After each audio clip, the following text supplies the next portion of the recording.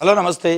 నేను జర్నలిస్ట్ శ్రీనివాస్. ఈరోజు సాక్షి పేపర్లో నిన్న అమరావతి అంటే రాజధాని కోసం భూములు ఇచ్చిన రైతు రామారావు గారు మృతి చెందిన దానికి సంబంధించి ఒక వార్త ఇచ్చారు. ఆ మృతి చెందిన రామారావుని ఆ రామారావు మృతదేహానికి సంతాపం తెలపడానికి కేంద్ర మంత్రి పెమ్మసాని చంద్రశేఖరు, ఆ స్థానిక ఎమ్మెల్యే నారాయణ గారు, మున్సిపల్ శాఖ మంత్రి అందరూ వెళ్ళారు. అక్కడ వెళ్తే వాళ్ళు మళ్ళీ ఎవరిని చంపడానికి వచ్చారు అంటే చంపి సంతాపం తెలపడానికి వచ్చారా?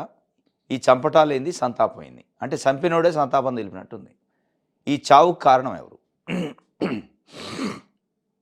అనేది వాళ్ళు రైతులు ముఖం పట్టుకొని నిలదీశారు.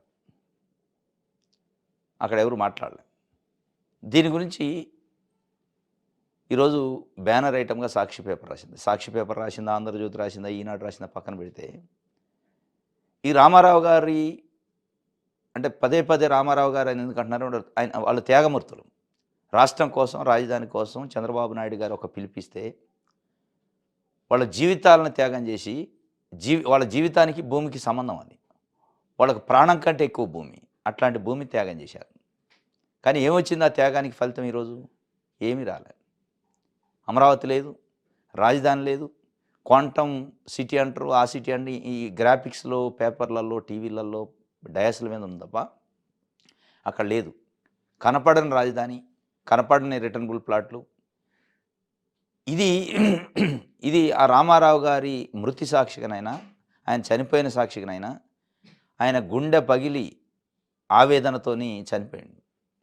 ఇది ఒక్క రామారావు గుండె పగిలి ఆవేదనతో చనిపోయిందని ఆయన సంతాపం తెలపడం, లేదా ముఖ్యమంత్రి చంద్రబాబు నాయుడు గారు వాళ్ళ కుటుంబ సభ్యులకు ఫోన్ చేసి నేనున్నా, మీకు అన్నీ చూసుకుంటా, హామీ ఇస్తున్నా అని ఒక అభయం హామీ ఇచ్చే పరిస్థితి కాదు. చనిపోయిన వాళ్ళకి హామీ ఇవ్వటం కాదు. ఇప్పుడు బతికున్న వాళ్ళు చనిపోకుండా చూడండి. ఈ రామారావు గారి మృతితోనైనా, ఇప్పుడు ఆయన మృతి చెందిండు, మృతికి ఆయన చనిపోయిండు, గుండె బయలు ఆవేదనతో చనిపోయిండు.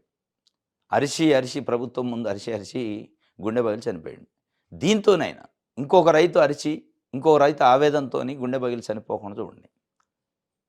ఈ చావుకు సంతాపం తెలపడం కాదు, మళ్ళా చావులు జరగకుండా చూడండి అనేది రైతుల కోరిక. అదే నిన్న ఆవేదన కనపడుతుంది. ఇంకా ఎవరిని చంపడానికి వచ్చారు, మీ వల్లనే ఇదంతా జరుగుతుంది. ఇప్పటికైనా ఈ రైతులకు సంబంధించిన సమస్యలను పరిష్కారం చేయండి. అది కాకుండా ముఖ్యమంత్రి గారు టెలిఫోన్లో మాట్లాడి కుటుంబ సభ్యులతోని, అంటే చనిపోయిన వాళ్ళతో కుటుంబ సభ్యులతోని సానుభూతి వ్యక్తం చేయటం, సంతాపం తెలపటం, అది కర్టసీయే, తప్పులేదు.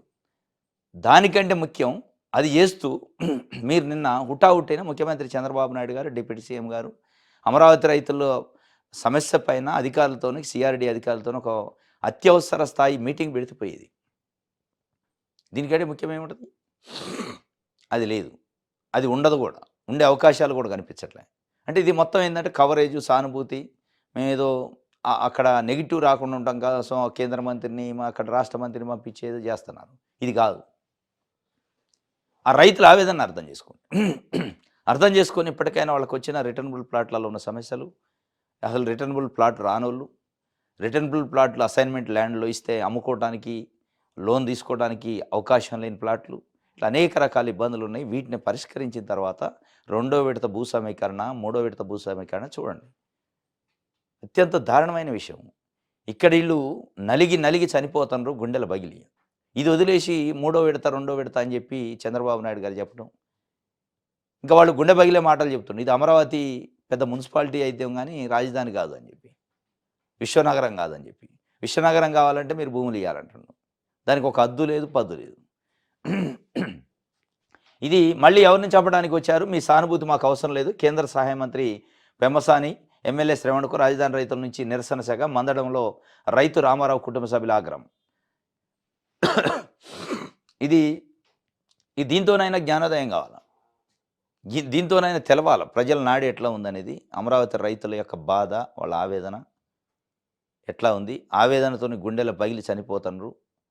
భవిష్యత్తులో ఇంకొక రైతు ఈ పరిస్థితి రాకుండా చూడాలంటే చంద్రబాబు నాయుడు గారు అత్యవసరమైన మీటింగ్ పెట్టి వాళ్ళ సమస్యను పరిష్కారం చేయాలి.